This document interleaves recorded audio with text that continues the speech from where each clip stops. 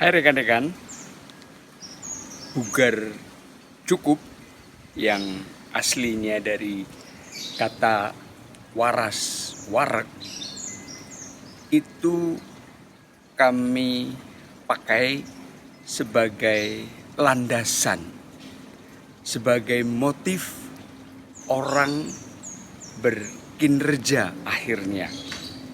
Motif hanya orang itu yang tahu. Orang lain tidak pernah akan tahu. Nah, ketika orang bugar cukup, contoh, pada saat ada dorongan untuk marah, orang itu akan bisa lebih berpikir jernih. Kalau saya marah, apa hasilnya? Sehingga orang itu akan mengganti energi marah itu menjadi energi ketegasan. Memang rekan-rekan, ini tidak seperti membalik tangan. Pengalaman kami sendiri sebagai praktisi soft skill itu terus-menerus mengevaluasi lagi.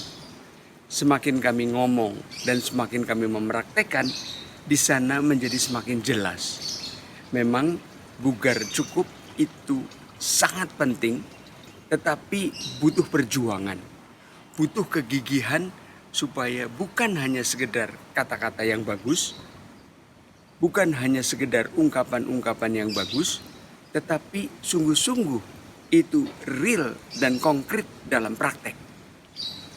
Nah, rekan-rekan, apa sebenarnya yang bisa membuat orang tadi menggunakan energi marah untuk kebaikan? Karena orang itu fokus. Salah satu ciri orang yang bugar cukup adalah fokus. Sehingga bias yang biasanya kemana-mana menjadi konvergen.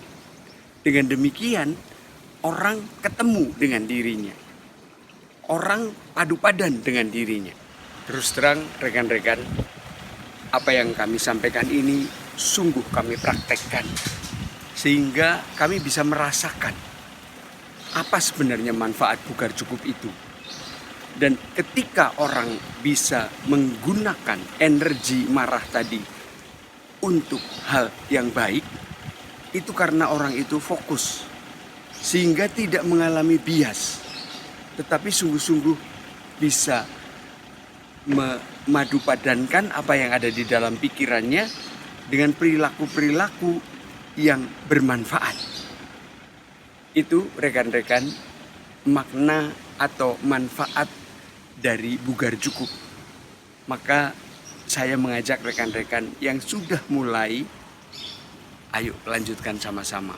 Yang belum, cobalah melihat video ini sekali lagi.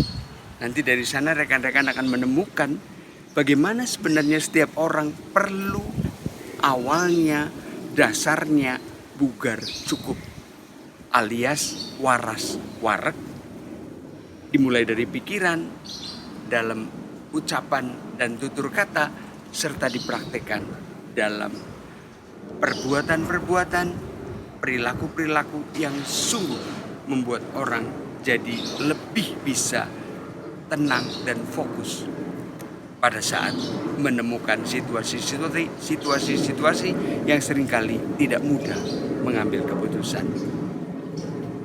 Demikian rekan-rekan, saya praktisi soft skill. Terima kasih. Saatnya mendengarkan suara hati.